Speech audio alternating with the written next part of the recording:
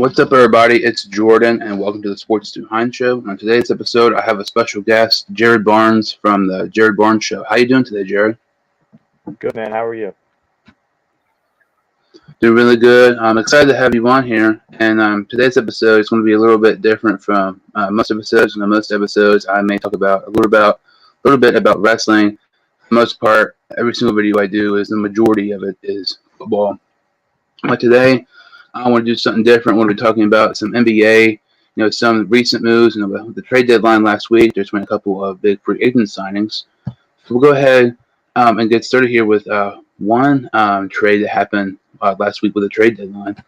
Was Rondo to the Clippers for Lou Williams. What were your thoughts on this trade happening? Yeah, it was a trade that kind of confused me a little bit because I think Lou Williams' scoring ability is worth more, in my opinion, to a team than Rondo is. Rondo is way past his prime, and don't get me wrong, so is Lou Williams. But Lou Williams just has an ability to get buckets. Rondo, he's not a scorer. He can pass the ball very well still, even though he's way past his prime, and he can play very good defense. He was a key cog, in my opinion, in the Lakers championship run. The Clippers think they have a shot this year. I don't blame them for going out and getting Rondo, but to sacrifice Lou, I don't know. Maybe it was good, maybe it was bad. I think it was a good move for the Hawks, though. I think Lou Williams is going to be able to come in and mentor Trey Young and help teach him quite a bit, and I think it'll only help the Hawks for the future heading forward because I think Young has a lot to learn still, and I think Lou Williams will be able to teach him quite a bit. Yeah, this trade to me was kind of odd because I did not expect Rondo or Lou Williams being traded, especially for one another. You think of the Clippers. You think of them competing to represent the West in the finals, trying to beat the Lakers in the playoffs. But I mean, you would think they make a huge blockbuster deal. Instead, they do something. Arguably, they don't even get better at their position. They might actually even get worse. And it just doesn't really make much sense to me. I know Rondo, I believe it was his contract short. It was only for like a 1 or 2 year deal. But Rondo does not really help the Clippers much, in my opinion. I mean, Lou Williams, like you said, is a better scorer. Rondo's never been much of a scorer. He's more so a passer. And he was a big part of the Lakers finals championship last season. But I just don't understand why the Clippers really trade for Rondo because I know you're trying to improve your team and try to beat the Lakers and try to represent the West. But when you do a trade like this, when you arguably don't even get worse, when you don't even get better, it's not really a good idea for the Clippers. Yeah, I'm with you there. So another trade, it was actually pretty big, was Aaron Gordon. It seemed like the Orlando Magic traded every single one of their players. Aaron Gordon was traded to the Nuggets for Gary Harris, R.J. Hampton, and a pick. This is one of my favorite trades with the NBA because Aaron Gordon, to me, he could be that one piece the Nuggets were missing. I was talking about blockbuster trades just a second ago with the Clippers. That's exactly what the Denver Nuggets did because I don't think they're that far off from competing with the Lakers in the West. I know it sounds a little bit crazy, but the Nuggets to me are very, very underrated. Jamal Murray is underrated. Jokic, I think he's one of the best big men in the league, and I think he needs to have more consideration for the MVP this season. And you get Aaron Gordon, another big guy who could really help Jokic out. I think this piece could really it's a huge, significant upgrade for the Nuggets, and I think it can really help them to compete and contend with the Lakers in the West. Yeah, I'm with you. Nikola Jokic, in my opinion, and I've said this before, and I'll continue to say it, he's the best center in the league. He's a point guard that plays center, and yeah, his defense is a little lackluster at times, but that's starting five now that the Nuggets could have with Michael Porter Jr. at small forward. Then you got Aaron Gordon at power forward, Nikola Jokic at center, and then you throw in Jamal Adams at point guard. That's pretty dangerous. That's pretty dangerous, in my opinion, starting five. And you could put whoever you want in at shooting guard. It could be, you know, I'm trying to remember who the one I can't remember his name, but it's whatever. He plays shooting guard for them. He's not bad. They have They have good scores. They have good talent. They've done a very, very good job from building within, and now they finally go out and make a big move and make a big splash. And I think it's only going to help them because they had to make a move like this to stay competitive and to compete because the Jazz are very good. The Lakers, when they get healthy, are going to be able to possibly make a run. And the Nuggets had to continue to keep pace with everybody else. They make this move. I think it helps them a lot. Gives them a good chance, in my opinion.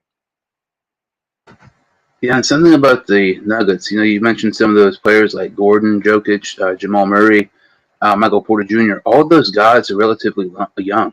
All those guys are under 30 years old, and those guys. I mean, I don't know about their contracts, but you look at the West. I mean, LeBron's not going to play forever, but it seems like he will. The Warriors, Klay Thompson is continuing to get injured the past couple of seasons. Curry, I mean, he's still amazing, but he is getting up there a little bit up there in age. But I mean, you look at in the West. In my opinion, I think the Nuggets have one of the best teams for the future in the West because all those guys are just so young and so talented. Yeah, I'm with you. Nuggets are one of my favorite teams in the NBA currently, and that's partly because of Jokic, partly because of Murray, partly because I respect the way they've just built from within. They go through the draft, they just hit on picks. And who I was talking about them putting else in the starting five, Will Barton is who I meant to say, but I forgot his name. But yeah, they have a very solid roster. I'm a big fan of what they do. Big fan. So you mentioned you like the Nuggets. Who's your favorite NBA team? That would be the Oklahoma City Thunder, and we don't have a lot to celebrate right now because we are not great, and we're an organization that, personally, in my opinion, does not want to win games. But whatever. So another huge trade here.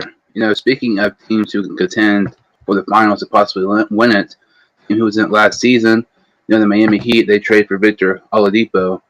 Um, Amazing trade. I mean, you have him, Jimmy Butler. I mean, you have all those other guys, Tyler Hero. I think this is pretty much, to me, I know the Heat aren't really doing as good as people expected. I know that could be for several other teams in the East as well, like the Celtics. My favorite team, it's kind of a tie. I like the Celtics and the Cavs, but the Celtics, to me, I just don't get how bad they are this year, and same with the Heat. But to me, I think this move for the Heat is, I mean, they're going to get going, I think, after this trade and going to be right back up in there, maybe in the conference finals. Would not be surprised if they go to the finals with this. But this is the type of blockbuster trades that teams need to do who are, you're in possible contention. You need that one extra spot. You need that one extra player. This is really, to me, a phenomenal trade here for Miami. I agree. I don't know if they're gonna I don't know if they're gonna make it to the conference finals in the East. I don't know if this is gonna be the thing that pushes them over, but I just like the Miami continues to be aggressive. And I think Oladipo, because there's not a lot of guys in the NBA that could work well with Jimmy Butler. They found a group of guys that work well with Jimmy Butler, and I think Oladipo is a good continuation of adding another guy that I think could work well with Jimmy Butler because he is a different breed of a human because he just works so hard and he is in the gym constantly. And for some guys, they like to be the guy that works the hardest on the team, so it really messes with their health because he's a true alpha, and you can't have two true alphas on a team at one time. And the Heat have somehow managed to build a very good roster around Jimmy and guys that want to be there. I'm excited to see how this move plays out for him, but I think they're going to probably fall in the semifinals of the East if I had to guess. Yeah, and you mentioned Jimmy Butler is kind of, up until he got to Miami, there was lots of talks. Lots of players may not like Butler. For instance, when you look at the Timberwolves, him and Karl Anthony Towns didn't really get along because Butler, just works hard in practice. And I don't remember the story, but he was wanting to practice, and Anthony Towns and the other players, were trying to take it easy and stuff like that. He just continues to work hard and like in practice. One of the best players in the league was amazing last season. I think one of the most underrated finals performances in NBA history last season. If I'm being honest, last year with Jimmy Butler. And to me, you pair him with Oladipo. I think it'll be really interesting with what Miami does to finish out the regular season. I kind of mentioned the Celtics, they're my favorite team, and they actually traded to get Evan Fournier, the Magic, another player that the Magic traded. Personally, to me, I was really, really, really wanting Nikola Vucevic from the Magic. I think he's continually the most underrated player in the NBA the past couple of seasons. There's been years and years and years about the Celtics potentially getting Vucevic, and it's obviously did not work out. Fournier, he's averaged about 20 points this past season, which, I mean, that's good and all, but the Celtics, they need that big guy. I mean, they signed Al Horford years ago. That was that was a bust signing. He did not work out at all. And I know they traded Daniel Theus. I can't remember the who. Ties, excuse me. But, I was really hoping to get a big guy. Fournier, like I said, he averaged 20 points a game. But now you have Tatum, Brown, Smart, and Fournier, and Kemba Walker. All those guys are pretty much guards. And not to mention, Fournier is a free agent at the end of the season. So, I mean, you're getting a move right now. Your team's not good right now. To me, I kind of much rather see them get a big guy and try to compete for the finals, even though they're not nearly as good this season, and then get a guy who could potentially leave in free agency. Yeah, I kind of agree with what you. I was hoping the Celtics because they've needed a big guy for a very long time, and I feel like they've wanted to make moves for a big like a true big man, and it's just never came to fruition somehow. They love scorers, they love guards. Um, I don't know. I don't know if this move does much for them, honestly. But the move that I would hope for them to make is they are looking to possibly. I don't know if you know this or not. DeMarcus Cousins. They're looking to possibly sign Cousins. I think that would be a good move for a big man to possibly play a six-man role. I think he would fit there. But anything other than like bringing in a big man for the Celtics would be just an average at best move for me. And I like Fournier; he's a good player, but I don't know how it really makes them a hugely better team because the chemistry and all that. There's no way they get it figured out in time. But hopefully, the Celtics get turned around because I always like seeing the Celtics be successful and seeing them lower in the standings and the Knicks is just like mind blowing. Yeah, something else. Fournier's, I think it was his first game last night or the night before. He was 0-10, 0-5 with 3-pointers. Not really a good start off with the Celtics. You mentioned Cousins. I would love Cousins. That's somebody else who's been in, trade rumors and just free agency in general for the years for the Celtics. I mean, it seems like every single season there's always, maybe they'll try a trade for Vucevic or Jimmy Butler or Cousins or whoever. It's just, if you look at the players who there's rumors the Celtics could possibly get, they would have the best roster in the NBA right now, and it really would not be close. But they do, in my opinion, they do not make trade as much as people make it out to be. Like, this was their first big trade since the Kyrie trade several years ago, and that trade, as much as people want to say it, that trade did not work out at all because he did not re-sign, and you ended up giving the Cavs, the Nets pick, which was Colin Sexton, and they reversed some of those picks, and it really helped the Cavs, did not help the Celtics. Once Kyrie left, Tatum and Brown said, the chemistry is a lot better for the team, and that just did not work out for them. But it seems like they don't make moves that they used to, or they don't make as much moves as people think.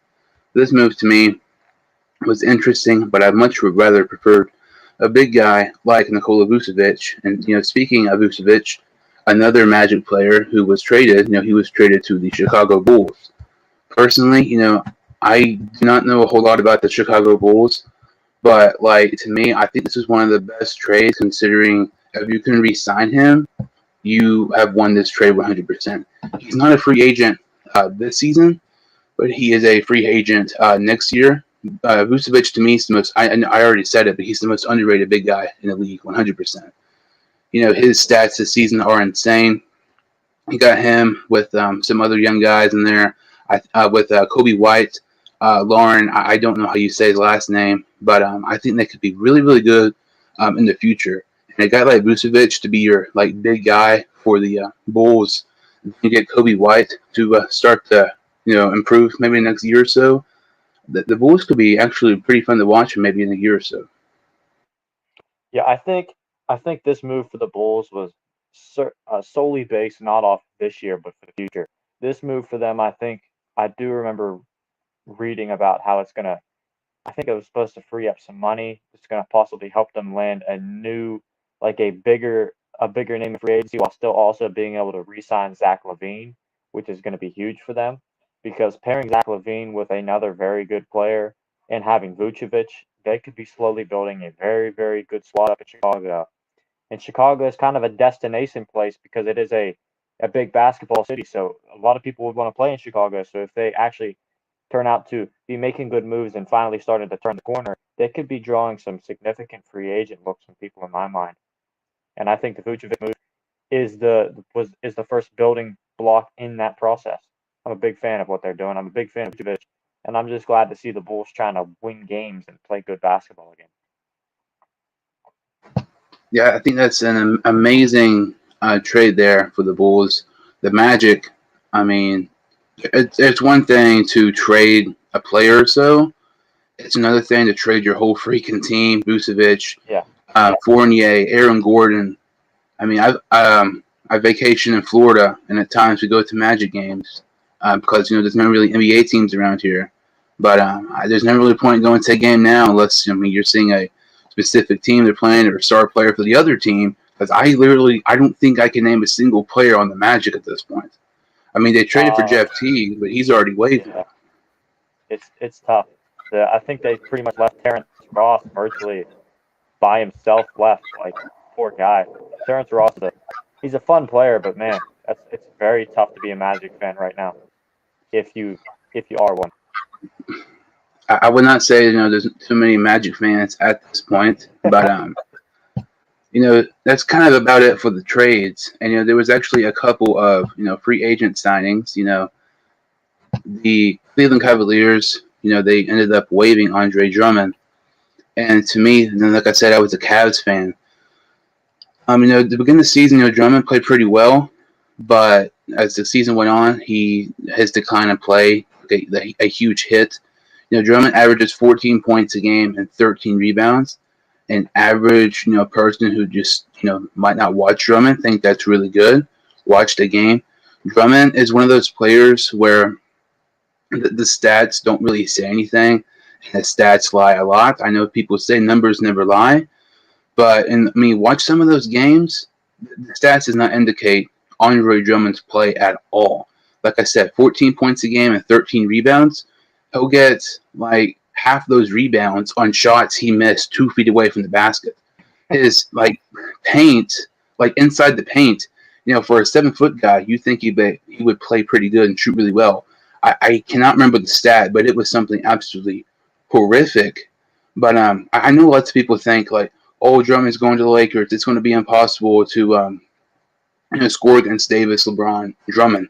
It's actually pretty easy to score against Andre Drummond. He's super slow. He's not nearly as good as the paint as people make it out to be. I just me this signing by the Lakers, it's good. I would much rather have him go to the Celtics because I'm a Celtics fan and I hate the Lakers. But personally, this helps them, but I do not think this helps them near as much as people make it out to be.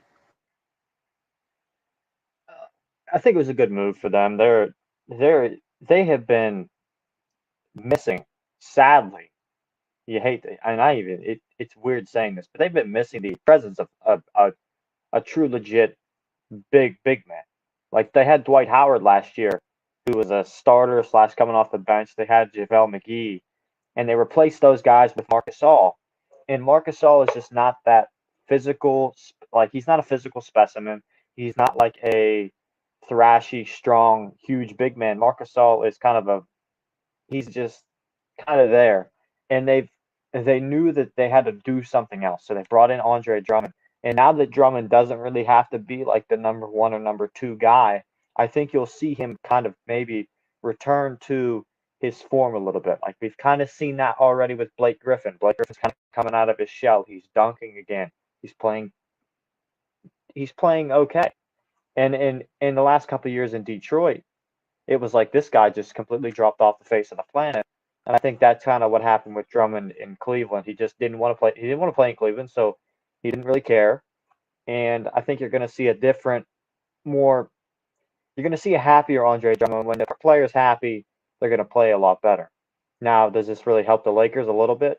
It does, because you get a guy that can grab a couple rebounds, and he can grab offensive rebounds because he is just a huge big man. So it'll help the Lakers offense. I don't know. At this point, let's be honest.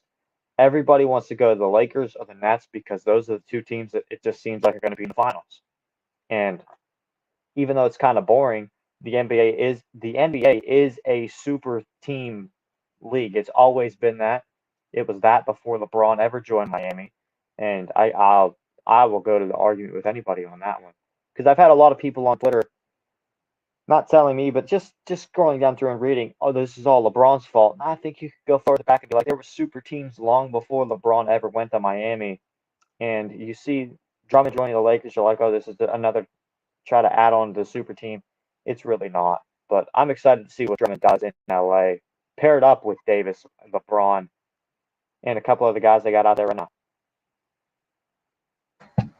You mentioned super team with LeBron going to the Heat.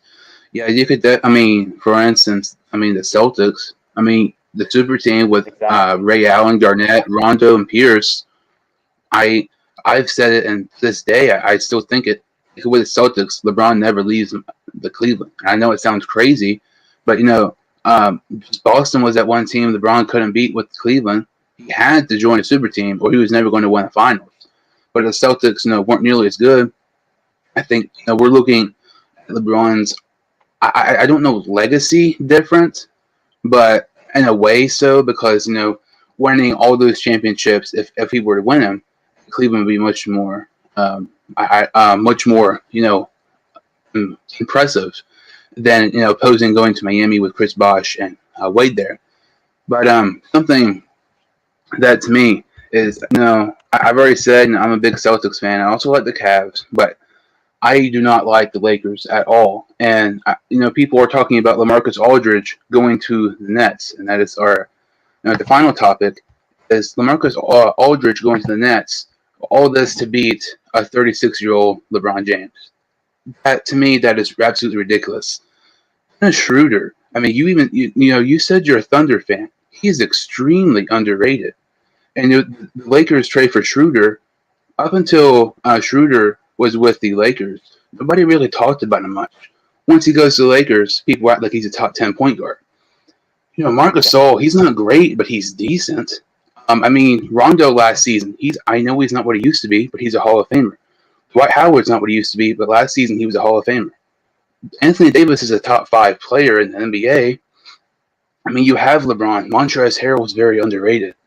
Then you have people say, LaMarcus Aldridge going to the Nets, which, he's not even what he used to be. And Blake Griffin's with the Brooklyn as well. He's not nearly as what he used to be.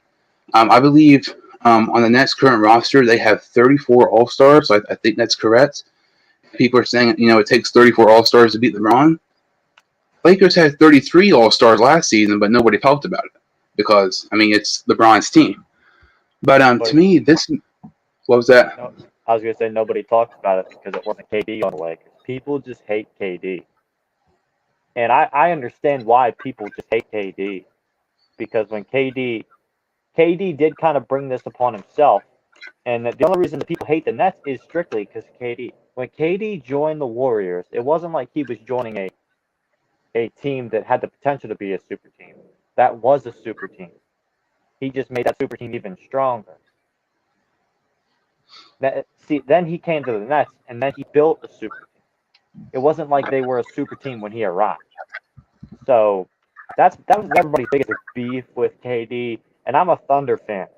I understand what KD did. I don't fully respect it, but I get it because when it comes down to how great is you and what is your legacy, people always look to see the first thing they ask is how many championships did they win? And KD realized he wasn't going to do that in Oklahoma City, went to the Warriors, got 2, should have been 3 if he never tore Achilles. And then he now goes to Brooklyn. and they're absolutely loaded right now. LaMarcus Aldridge, when he became a free agent, he's 35 years old. He's 35. He's way past his prime. He wants a ring bad because he ain't never got one. He has 0 championships. LaMarcus Aldridge right now saw an opportunity to get a ring finally. After all his time in the NBA, he said, "Why not? I don't care." And that's why he joined the Nets. And I get it because if I was in his shoes, I'd probably do the same thing.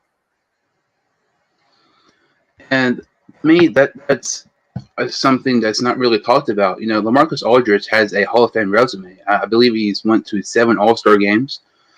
And, he's not what he used to be at all. Look at last season. Dwight Howard is not what he used to be last season. He's even worse now. Dwight Howard, to me, is 100% a Hall of Famer. I was a big Howard fan growing up. And, people talked about, the Lakers with Dwight Howard. Oh, he sucks. People aren't saying about that with LaMarcus Aldridge going to the Nets.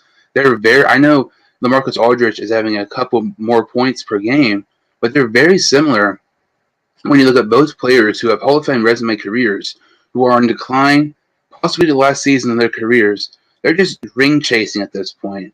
Yeah. But apparently LaMarcus Aldridge is like superior or whatever because, he's won the 7 All-Star games.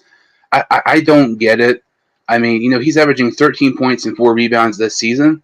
He's, his points per game were probably, it dip a little bit, with Harden, Kyrie, and Durant. But, I mean, I still think you look at Montrezl Harrell is better than Blake Griffin, DeAndre Jordan, or LaMarcus Aldridge. I don't really think that's debatable. I agree. Then you have Davis and LeBron with Kyrie, Harden, and Durant. Any of those could be debatable depending on the game. I mean, Ben Schroeder is better than Griffin, Andre Jordan, or LaMarcus Aldridge. I know it's a different position, but lots of these guys from the Nets, take away their big 3. I know they have some big names, but those big names are not quite as good as people make it out to be. And, I want to say role players, but the guys, like like Montrezl Harrell and like Dennis Schroeder are much better than people think, for the Lakers. And I think, this, to me, will make a incredible finals. I mean, you're going to have Kyrie against LeBron. I mean, that's going to be the first time they've really played a huge game against each other, since Kyrie, left the Cavs. So as of right now, in the finals, who would you take in a 7-game series, the Nets or the Lakers?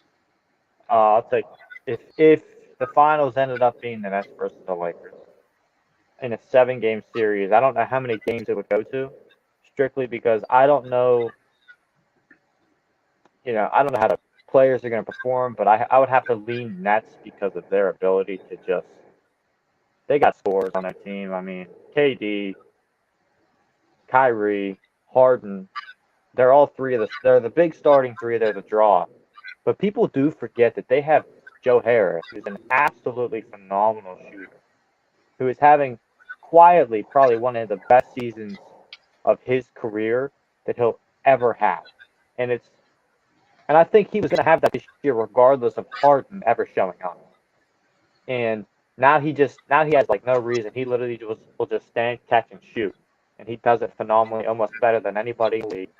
So that's partly because of their ability to score and shoot. I'd take the Nets. But I don't know, to be completely honest with you, the way the NBA season has gone, it really does feel like that this is what it's going to be. And it's felt like that since literally the start of the season. And that's why this season has felt so boring to so many fans, including myself. Yeah, I don't really follow the NBA a ton, and this, more likely it's going to be the Nets and the Lakers. I would be absolutely shocked that one of these teams, this is not the actual finals. But to me, I would probably take the Nets in 6 games. I know, people say you can't bet against LeBron. To me, that's the thing. If the Lakers win, oh, LeBron won another ring. If the Lakers lose, well, it took all those people to beat LeBron. It's basically there's going to be a complaint or an excuse either way, regardless if the Lakers win or not. But with those guard play in Harden and Kyrie, Lakers do not have that at all. I know they have Dennis Schroeder, but I mean, it doesn't matter who you are. I mean, it's going to be nearly impossible to guard Harden by himself. You add Kyrie to the mix as one of the best ball handlers in the NBA, with one of the best scorers in the NBA, and Kevin Durant. I know I said they're not nearly as good, but you have some nice players in Blake Griffin, DeAndre Jordan, and then Marcus Aldridge. They're not what they're used to be, but they'll still get you some decent games once in a while. But I just don't. As of right now, I know, the Lakers are injured, but I mean, I just don't really see. Even once they're injured, I don't see the Lakers beating the Nets in the finals. Neither do I. So, this was a pretty nice episode. Talking about the NBA. Talking about some of the recent trades. Talking about the recent signings with Andre Drummond and Marcus Aldridge. Going to the Lakers and the Nets. So, Jared, can you tell some of the listeners where they can follow you on social media? Yeah, I've made it very simple. I'm on Twitter, Instagram, and TikTok. I don't really use TikTok. I just completely switched over my old TikTok, got rid of it, deleted it, got a new one. I'm going to be starting to post content on there. So you can follow all my content at Jared Barnes Show, because it's all that same at, and then you can check me out on YouTube at the Jared Barnes Show. I try to release one episode a week. I have a possible mock draft coming up that's going to be cool. But other than that, just check out the podcast. It's on Apple Podcasts, Spotify, pretty much anywhere you listen to podcasts. Thanks for having me on, man. It's always such a fun time to come on other people's shows, and you make absolutely great content. I've followed you for a while now, actually, and I enjoy your videos, man. I really appreciate that. I'm really happy to have you on here. So make sure to go follow Jared. I put all the his social media links in the description. Thank you all for watching this video. If you can like this video and subscribe to the channel, I really, really appreciate it. And I will see you next time on the Sports 200 Show.